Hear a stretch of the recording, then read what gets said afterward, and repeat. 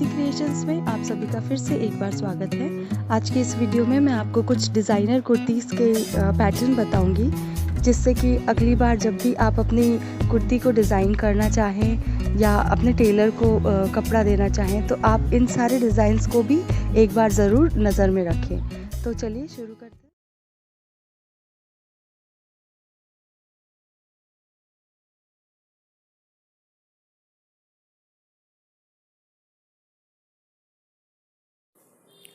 नमस्कार, easy creations में आप सभी का फिर से एक बार स्वागत है। फ्रेंड्स, जो लॉन्ग कुर्तीज़ होती हैं उसके साथ आजकल प्लाजोज़, शराराज और स्कर्ट की बहुत फ़ैशन चल रही है। तो इस वीडियो में मैं आपको कुछ कुर्ती के इस तरह के डिज़ाइंस बताऊंगी जो कि आप प्लाजोज़ के साथ या फिर स्कर्ट के साथ पहन सकते हैं। तो वीडियो के एंड तक बने रहिए सारे डिज़ाइंस देखने के लिए।